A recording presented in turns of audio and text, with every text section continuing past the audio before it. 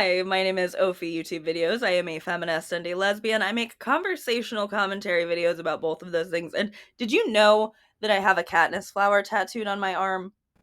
Because I feel like this comes up much less frequently than I would assume it would in my content, considering that I have spent at this point in my life around half of it, oh my god, very, very invested in the Hunger Games series by Suzanne Collins. I feel some of you know this. I've definitely talked about it before. If you've seen my video in defense of the epilogue, you have already heard me cry about Katniss and Rue. And I promise I will certainly talk about it again. I just feel I owe it to Peter Millark to reread the whole series before I tackle my video about how much I love him. That video is coming. Today's video, on the other hand, is not a video I felt the need to reread the series in order to make, because it's a video with complaints that I have already had to make about the Hunger Games franchise for as long as it has existed in film format. Complaints I make in personal conversation, complaints I have posted on the internet, complaints I made in my video about why Jennifer Lawrence never quite worked for me as Katniss Everdeen. See, last week, the teaser trailer for the movie version of Sunrise on the Reaping came out, and Sunrise on the Reaping is, of course, the Haymitch Abernathy narrated prequel to the original trilogy. I just feel like I need to get this out. I feel like this is the kind of gripe that, if I let it remain unspoken, is just going to eat away at all my future enjoyment of this movie. And I want to enjoy it when it comes out. I do. I really, really do. I'm not sure that I will. I'm pretty sure that I won't, but I want to. I really want to. So here's my complaint. Who I am shown in this teaser, but even just in the still that comes up before you hit play on the teaser, is not the protagonist. The actor playing the protagonist does not resemble the protagonist. I assumed when I posted the short of my reaction to the trailer that people would understand what I meant when I said that doesn't look like Haymitch, but I am afforded the same level of bad faith that the filmmakers were forced to consider general audiences with, because somebody chided me. Somebody completely misunderstood what I meant and chided me because they thought, actually, in some shots in the right light, Joseph Zada does look like Woody Harrelson, which is sort of the whole point. Like, that's sort of my whole problem. So, about that whole trailer came out a couple of weeks ago thing, guess who got the flu? That means this video is coming to you significantly later in the month than I meant it to, because when I get sick, it knocks me completely off my feet for a matter of at least a couple of weeks. But I am starting to feel a little bit better, at least well enough to be sitting here right now, and to thank the sponsor of today's video, my friends at Aura, who could not protect me when my roommates brought home the flu, but who protect me online in all sorts of ways. I have in my hands a redacted 6-page example of the sort of information that can be gleaned by companies called data brokers, who compile these little dossiers based on all the information we all have to give up in order to access the internet, and then sell them to whoever wants them. Which means all the spammers who are constantly filling up your voicemail and text message inboxes, scammers who want to offer you fake jobs or try to talk to you about an extended warranty you definitely don't have, and even stalkers. They're not picky. If somebody wants to get their hands on one of these, they can find very personal information about you. Phone numbers and email addresses, address history, even possible relatives, roommates, and neighbors. Information about your education, your debt, even social media profiles and possible pictures of you. Data brokers are more than happy to hand all of this over, and while they're technically required to take it down if you request them to, they like to make that process intentionally difficult and confusing, in the hopes that you'll give up and just allow them to continue to profit off of your personal information. That's where Aura, the sponsor of today's video, comes in. Aura takes care of the hard part for you, automatically removing your information from these websites and then keeping it off. There are a lot of services that offer this too, but none of them offer as many features as Aura for the same price. With Aura, you can get alerts if your personal information is found on the dark web, real-time fraud alerts for credit and banking with 24/7 monitoring to help keep your identity secure. You get a secure VPN, antivirus, password manager, and more, with US-based support available around the clock if anything goes wrong. And if the worst does happen, Aura includes up to $5 million in identity theft insurance protection and has US fraud experts ready to help 24/7. You can try Aura for 14 days for free at aura.com/ofidoki or by scanning the QR code on the screen right now. In those 2 weeks, Aura will get to work scrubbing your personal information off of these data broker websites. I'm not leaving myself vulnerable, and you shouldn't either. Thanks so much to Aura for sponsoring this video and so many others on the channel, and thank you to you, the viewer, for being forgiving when it took me a couple of weeks to upload my rant about the new Hunger Games movie. I did film most of it when it was like a week old, so that's something, right? Please be nice to me. I've been sick. So, in the Hunger Games series, which is a much richer text than could ever be conveyed in the movies, I get that. I promise you, I get that. You don't have to tell me that sometimes things get lost or simplified in adaptations because movies can only be so long. Or, I mean, do tell me that because it's good for engagement. Just don't expect me to stop making petty complaints about a blockbuster film based on a piece of writing that's very personally important to me. And when I say it's important to me, I know that The Hunger Games is an immensely popular piece of media. These are books that everyone had some sort of relationship with, this or the movies, or just the cultural saturation at the time. A lot of people, especially people my age, had some sort of relationship where this book was deeply important to them for some period of time in their life. And again, I care enough about these books to have a Katniss flower tattooed on my literal body. I used this series and the copious amounts of fanfiction for it I both read and wrote as my primary escape mechanism for many of what I have to hope were the worst years of my life. I met my best friend, the one who drew my tattoo, the one who made me this cardigan, the person who is most important to me in my whole life, through the online fandom around these books. And the Hunger Games fanfiction that I used to write as a sheltered escapist teenager served me not only in terms of giving me somewhere other than my own abusive household to go to, but also to give me, as a homeschooled child whose parent was not actually giving her any writing assignments, a chance to learn how to develop a consistent writing practice and actually share it with people. Honestly, I don't consider myself even remotely engaged with the fandom element to this series these days. I haven't been since around 2020 when I deleted all my fanfiction. But I say all that to say that these are books that have spent many years occupying a huge portion of my brain space. This is not just that I'm picky about movie adaptations, which I am, and which it's okay to be, by the way. But this is a years long sustained special interest of mine, and no offense to people who enjoy terrible media or imprinted on that instead when they were teenagers, but I never would have gotten so into or stayed so into this series if it wasn't good. And it is good. It is good in so many ways that the movie versions just outright refuse to engage with. One of those ways is the lack of depth that is granted to District 12. So, in the novels, District 12 is one of the most impoverished of the 12 districts that surround the capital. And there are themes there of class disparity not only between the citizens of the capital and the citizens in the districts, but also within the citizens within the district. Katniss Everdeen is the narrator of the books, and she is from the Seam, so named for the actual coal seams that the miners were mining. And these miners perform excruciatingly hard labor for the benefit of the capital. These children of the miners in the seam are repeatedly described as being hungry, being poor, being orphaned, their families being desperate enough to enter their name into the reaping bowl more times in exchange for more tessera rations. And in contrast, the children of the merchants in the town are described as having more to go around.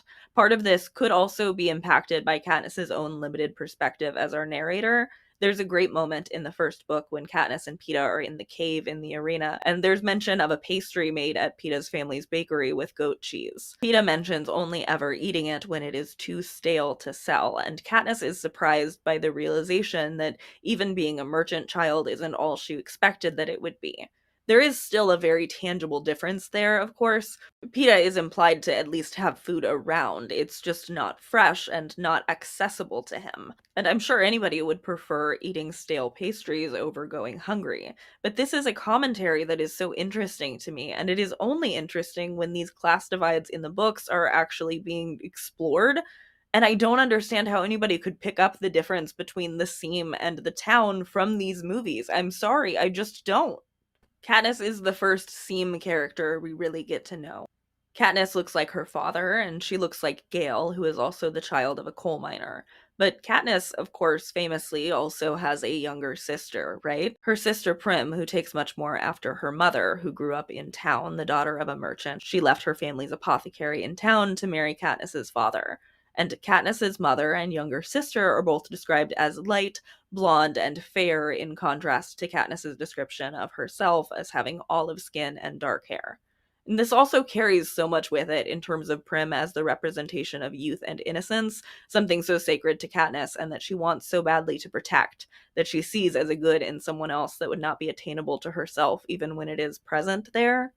Like how a bunch of racists really wanted Rue to be cast as white because they failed to read the book correctly. And of course, I can't even reference that without sending you to one of the greatest Hunger Games books versus movies video essays ever made. So check out this video if you want more on that. I get it. I understand. I will get comments chiding me about this. Olive skin is ambiguous. I've heard all of that a million times before. I just feel like a lot has to be assumed to be unintentional in what Suzanne Collins was doing with her book to imagine that she said olive skin to just mean sort of tanned white. I know she's fine with Jennifer Lawrence as Katniss Everdeen. I probably would be too if it was making me that much money. But I think this is one of a million little places where Suzanne Collins was doing things that Hollywood was not going to let her do. I also think Suzanne's repeated explorations of the Covey in her prequel book show that she has in fact considered diversity in District 12 a bit more deeply than these films have. So my issues are with losing what could have been the easiest visual shorthand for all of these differences between the town and the seam. They look different. This could be an opening for any amount of commentary on racism and whitewashing, and many of my arguments are, of course, about my irritation with this and with how extremely blonde and therefore towny-coded the Haymitch in the movie is. Just in general, though, all of the class differences here in District 12 are entirely muddied in these films. Like, do you know what I'm still mad about? That gold Mockingjay pin just sitting around for sale at the Hob, the black market, and somebody giving it to Katniss for free. Madge being cut from the movies, I honestly sort of understand. Her not being there is, of course, a huge difference, a big adaptational change, but it's not even really near the top of my list of grievances about this series.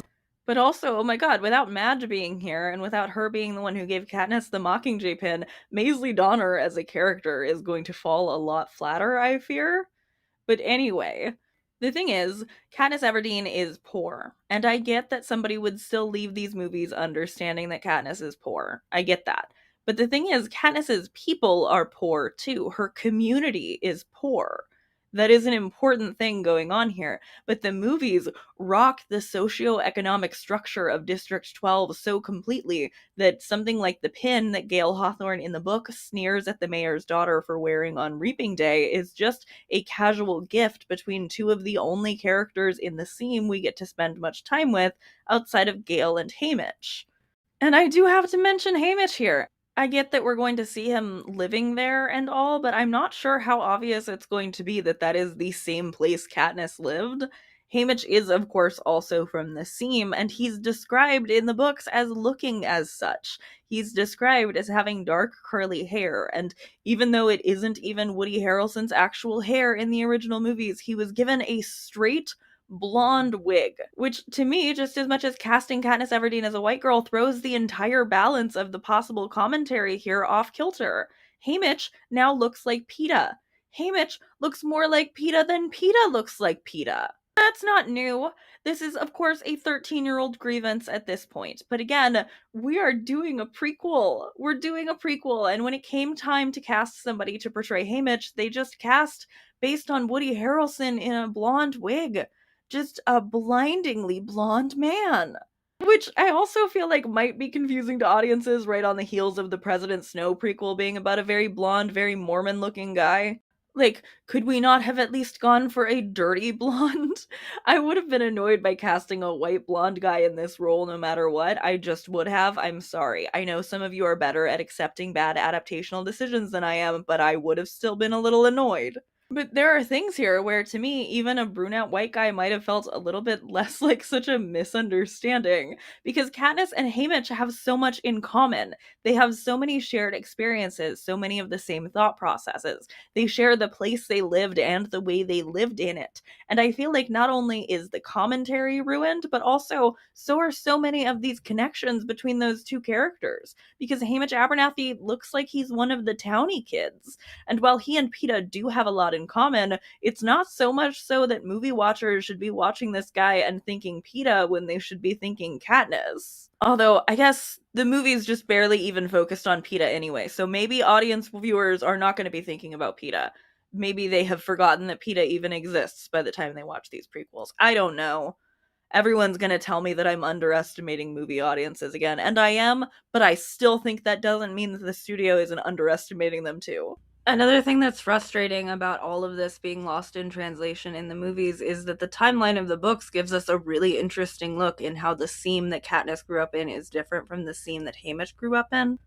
Like, Katniss is poor as hell, right? She's not getting little treats and such, and yet Haymitch, though he is in abject poverty the way everybody else in the seam is, pretty, importantly to the plot, is able to buy little candies from the town for his girlfriend and his brother. So there's these differences here that I think could have been so interesting to explore.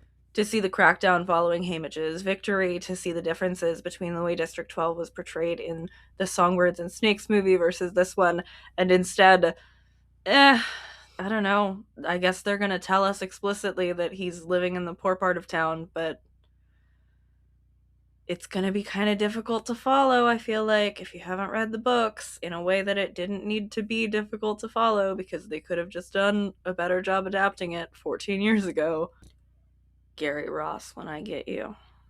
I haven't seen any stills or trailer footage with a close-up on the little girl playing Luella either, but I can't forget how the excitement that I had for this movie deflated quite a bit when that casting announcement was made.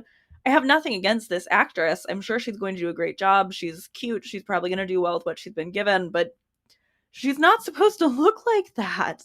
She's not, and she has to, because what if the thing where Haymitch calls her sweetheart doesn't obviously scan as being just like how he called Jennifer Lawrence sweetheart? We have to cast this character based on the first movies. We have to maintain the mistakes that Gary Ross made when he made that first adaptation.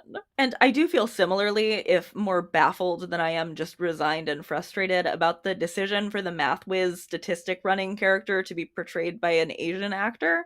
I mean, I think Ben is going to do a really great job. I'm genuinely looking forward to seeing him in this role. This is a character I really like. I'm excited to see him portrayed on the screen, and I hope that he's written well enough in the movie to have the emotional impact he did on me in the book. These movies are not amazing at writing the characters correctly, but, that was a choice to decide to create a more diverse District 12 for that role, but not for some of the other and more central characters. That was a choice. Just like it was a choice for Jennifer Lawrence to be cast in the original movies. Just like it was a choice to cast Woody Harrelson and to put him in a blonde wig. And just like it's a choice to cast a white Heathcliff in the new Wuthering Heights movie. And something that will be its own whole video, but again, after I have reread the entire series, the way that these movies choose to portray physical differences and disabilities, and when not to, like when they completely removed any mention of PETA being disabled or Katniss losing her hearing. Because the movies love to restrict physical differences specifically into the evil characters in the cinematic universe in a way that it's not done in the books. I think sometimes the people who want to argue back with me when I talk about choices I didn't like in this movies are misunderstanding where I'm coming from. When I say that I want something to be better, when I say that something misses the weight that it had in the book, I am not saying that I think those failures kept this movie from being successful or liked, or will keep the movie from being successful in the future. I'm not stupid, I'm just picky. And these books are way too important to me for me not to be more than a little bit picky about how they are adapted. Though, with all that pickiness, I do hope the movie is okay. I hope it's way better than I'm anticipating. I hope that I am unable to come up with a laundry list of complaints beyond the ones that I have time to make peace with before the movie comes out. But man, I really loved this book, and I kind of miss when you got to get a few years before you saw how something got butchered in the blockbuster adaptation of something Suzanne Collins wrote in this universe. They are turning these around so quickly this time. But let me know what you think, for sure. Did you see this trailer? Did you like it more than I did? Have you even read this book? Did you watch this without even reading the book? That's really sweet. Thank you.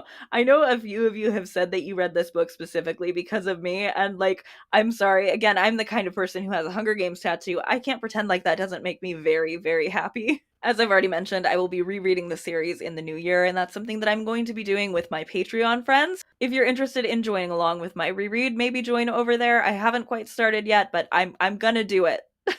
Thank you for watching, thank you for letting me vent, and thank you to my lovely Patreon subscribers, a few of whose names you can see on the screen right now.